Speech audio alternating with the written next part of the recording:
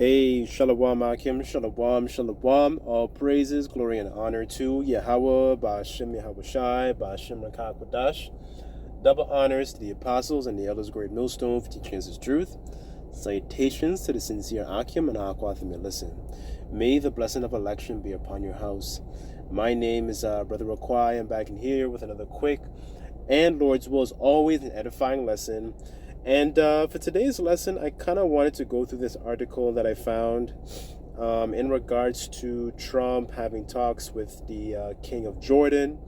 And it's kind of leaving a bit of it's an interesting take of what's actually going on in that moment. So I want to bring in a couple precepts. I want to read through the article. And, Yahweh Ratazah, Yahweh willing that this lesson may be edifying, right? So this is from thehill.com, and it says, Trump says he may withhold aid to Jordan, Egypt, if they don't take in Palestinians, right? So here it says, President Trump Monday said he would reconsider withholding aid to Jordan and Egypt if they don't agree to take in Palestinians as a part of the plan for the U.S. to take over and develop the Gaza Strip. So here's a quote. It says, would you withhold aid to these countries if they do not agree to take in Palestinians? Trump was asked during a gaggle with reporters in the Oval Office. Yeah, maybe, sure, why not? Trump responded, if they don't agree, I would conceivably withhold aid. So it says the U.S. and Jordan signed a memorandum in 2022 in which the U.S. committed in providing more than $1 billion annually in foreign assistance.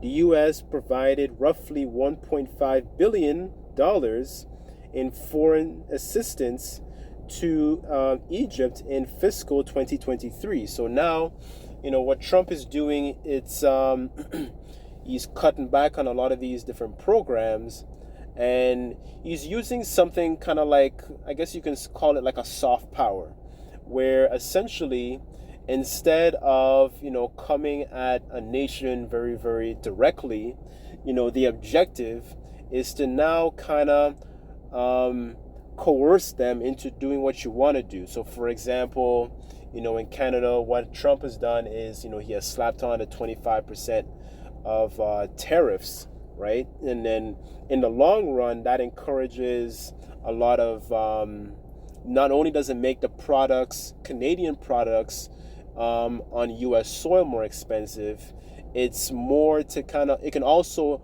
lead to those companies essentially abandoning, their locations in Canada and moving across the border in order to stimulate America's own economy, and that takes away from Canadian jobs, right? So in this sense, what Trump is doing is basically,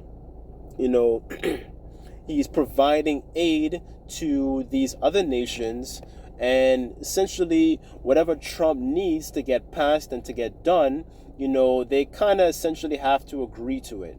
He's not essentially, giving them, it's not a choice, right? They have to essentially agree to it, right? And the scriptures say that a gift destroys the heart, right? So, before I move on, I wanted to read this.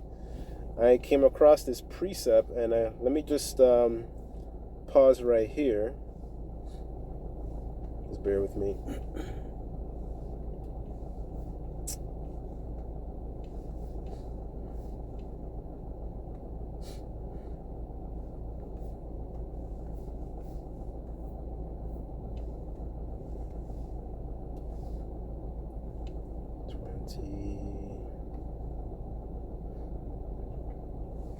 Okay, so this is Ecclesiasticus chapter 20, verse 29.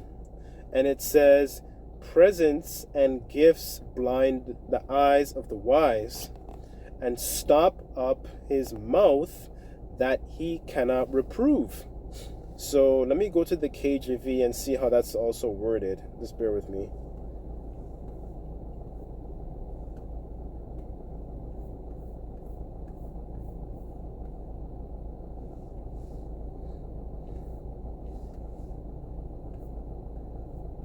So in the, sorry, I meant to say the GNT. Excuse me. Okay, so it says in the GNT it says gifts and bribes make even the wise blind to the truth, and prevent them from being honest within their criticism, right? So that's exactly what this foreign aid is playing a role in doing, because, with countries like Egypt and Jordan receiving this financial and foreign aid from America, they can't essentially, like we have a saying in the islands, don't bite the hand that feeds you. You can't really, reprove. You can't, offer some sort of like a stern rebuke, because you're being fed by this other nation, this other wealthy nation known as America in this instance. So, Jordan and Egypt are kind of left in a very sticky predicament, because when they do accept, these Palestinians, it's going to lead to a strong demographic shift even in their own countries. So what you have now, for example, in Canada or like in the UK, you have a strong influx of immigrants coming in. It's going to lead to a lot of essentially clash between the citizens that have been here for a long time, as well as citizens that are just coming in, and there's going to be some sort of animosity that kind of starts to brew within their own nations, like for example, like Egyptian against Egyptian, because the countries that have to take on the responsibility of these other nations, for example, take on these Palestinians, they receive all this aid, they might get some trinkets, and then you kind of forget and you neglect the responsibility of looking after your own nations, right? And that's one of the things that's happening currently in the West, like in Canada and the US and so forth, right? So I'm just showing you the different step-by-steps of what can happen, and showing you the downside of what happens when a nation is accepting this foreign aid as a long-term agreement. Right? Because Egypt and Jordan don't have much of a choice, or have much of a say in this particular matter. They kind of just have to say, they kind of have to just essentially be compliant or be cut off, right? So okay, let me go back to the article.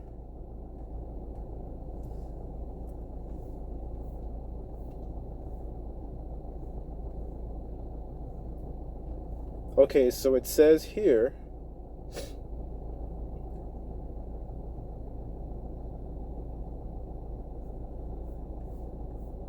Salakia. It says, Trump last month called on Egypt and Jordan to take in more Palestinians from Gaza, from which has been disseminated in the war between Hamas and Israel that broke out in 2023 October, after Hamas carried out an attack on Israel.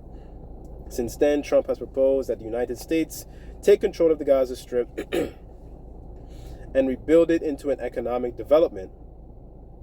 While the White House has said Palestinians would be temporarily relocated while the Gaza is rebuilt, Trump has repeatedly suggested Palestinians would have no desire to return to Gaza, and floated the possibility of them not being allowed back.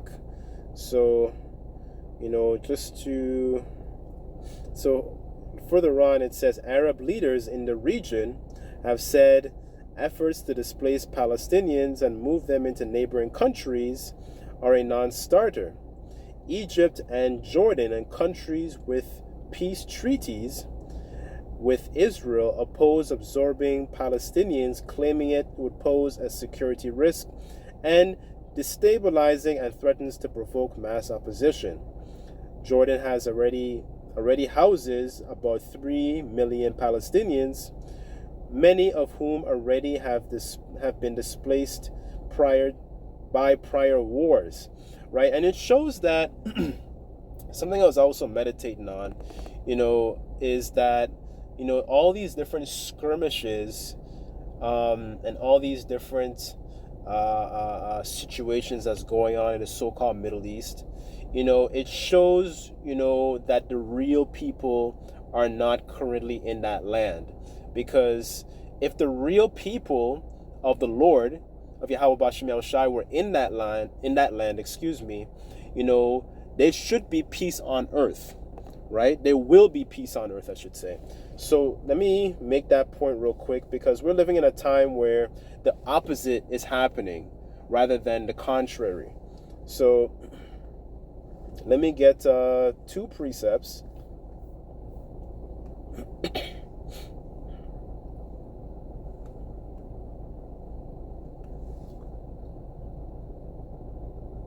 Okay, this is Matthew chapter 24, verse 6, and it says, "And ye shall hear of wars and rumors of wars, and see that ye be not troubled, for all these things must come to pass, but the end is not yet." Right? So, it shows you that the contrary is happening. That's just one key and very strong identifier that those people in the land are not the real people.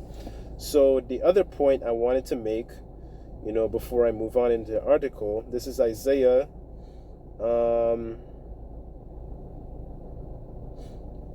start at verse 3, and this is Isaiah 2, verse 3, and it says, "And many people shall go and say, Come ye, and let us go up to the mountain of the Lord, to the house of Jacob, and he will teach us his ways, and we will walk in his paths. For out of Zion shall go forth out of the law, and the word of the Lord from Jerusalem." Right, and that's another thing also. These other nations are not learning about the ways of Jerusalem. They're not learning of the ways of those people in the land. Right, verse 4, and it says, "And he shall judge among the nations, and shall rebuke many people, and they shall beat their swords into plowshares, and their spears into pruning hooks. Nation shall not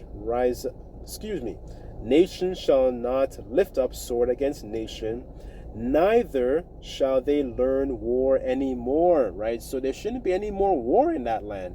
So the big question is, why is there war going on in that land? Because the people in that land are not the real people. And this is not for me to say that I'm anti-Sem and all that, but that's just the truth.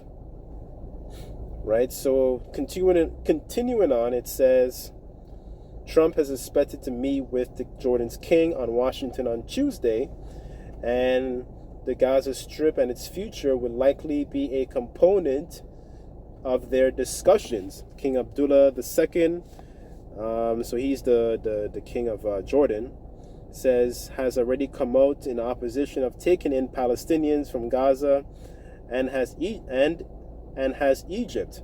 And I was doing some more research, because Egypt and the state of Israel have had some beef in the past. Right? So there was something I Googled. I just want to touch on this real quickly. It's called, I believe it was called the Arab-Israeli War, 1948. Because this was a skirmish that happened that very same night when that state was established.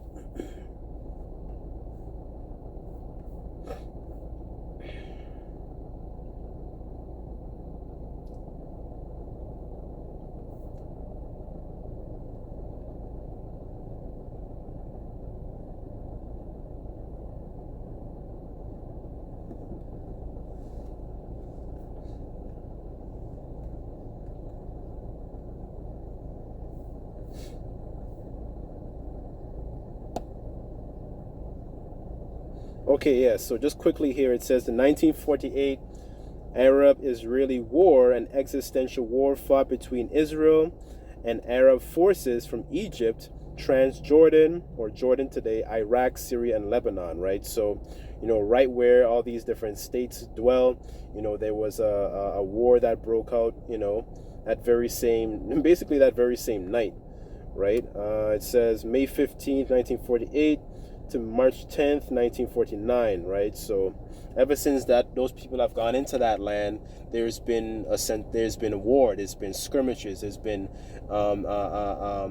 bloodshed, there's been all these different calamities going on there, because those people, like I said earlier, are not the real people, right? So another aspect I kind of wanted to get into in regards to this lesson is the fact that you now have, this tiny nation that's basically slowly pulling these nations into not only a sense of war, but pulling these nations towards them in a sense, right? The way, because the America is now supporting the interests of Israel. So that's basically like their only friend on the playground.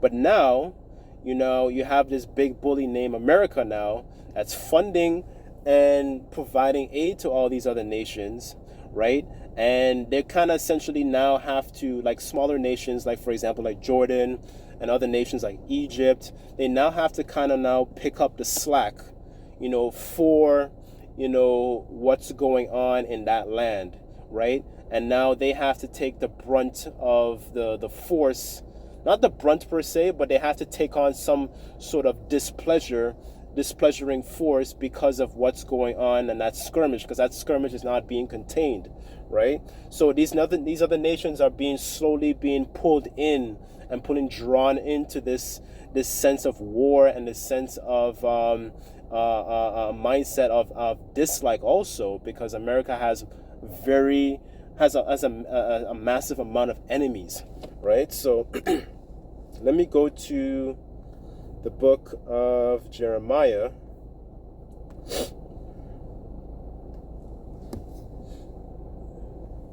Okay, this is Jeremiah 49 verse 20, and it says,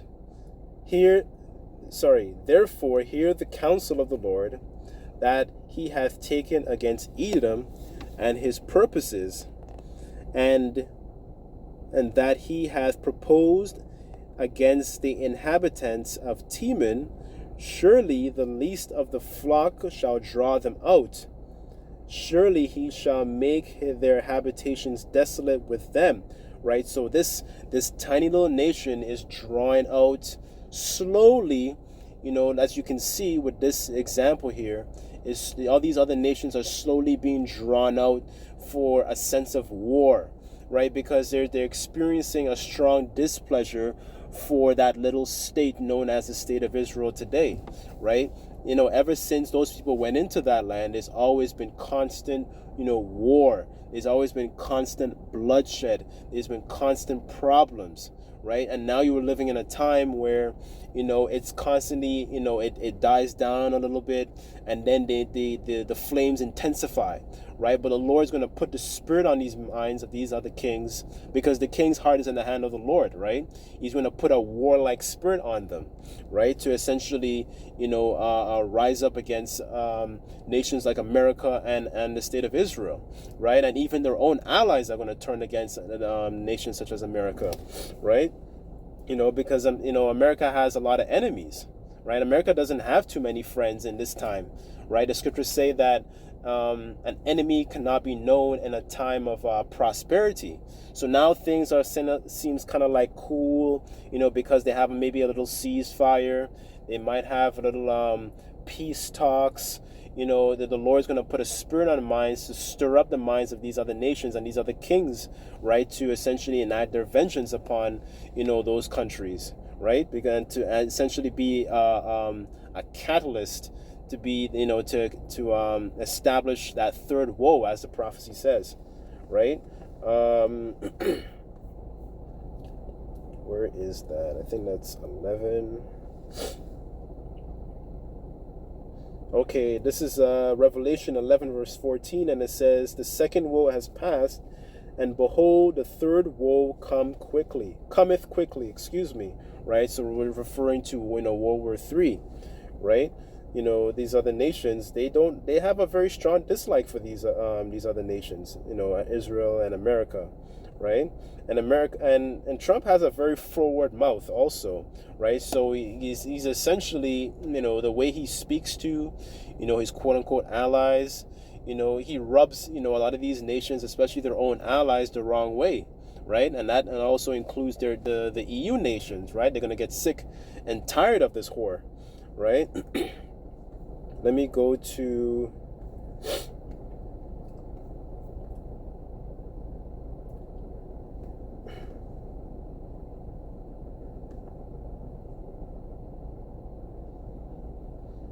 this is Joel 3 verse 9, and it says, proclaim ye this among the Gentiles, prepare war, wake up the mighty men, and let the men of war draw near, let them come up. Beat your plowshares into swords, and your pruning hooks into spears, and let the weak say, I'm strong. So all these other smaller nations, they're gonna, they have a spirit on them to essentially invest in war, because that's what that's what the modern day swords would be, right? They're not in the mindset of farming. They're not in the mindset of of agriculture. They're in the mindset of actually investing in war, right? Because there is a controversy going on, and there's a disturbance in the land. There's a disturbance in that holy land, right? Because you have heathens that are just dwelling there, right?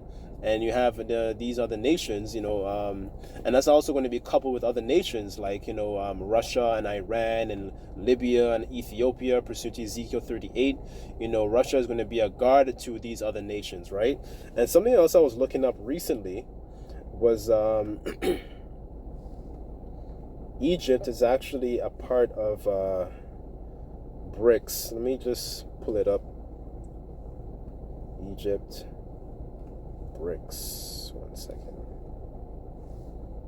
So here it says by January 2024, it says Egypt, Ethiopia, Iran, the UAE joined the bloc, making BRICS membership grow from 5 to 9 members, while Saudi Arabia delayed its membership, right? So these are very key important countries. Like here you have Iran, Ethiopia, I believe Libya might be in there also, but those are very key important countries also, because those are the countries are going to be very like I mentioned, going to be supported by countries like Russia, pursuant to Ezekiel 38, right? So anyways, I guess that was the end of the article.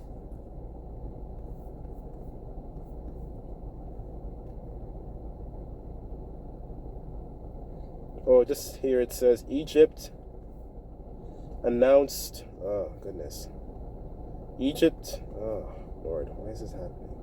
Egypt announced Sunday it would host a summit of Arab nations on February 27th to discuss the latest developments around the future of Palestinians, according to the Associated Press, right? So, they can do all their discussions and, do all their peace talks and ceasefires and all this kind of stuff. It doesn't stop what's going to happen in that land, right? It's not going to stop that third war that's prophesied to happen, right? So anyways, I guess I'll leave the lesson there, but hopefully this video, this lesson was edifying. Just like to give all praises, glory, and honor to Yahweh Bashem El Shai.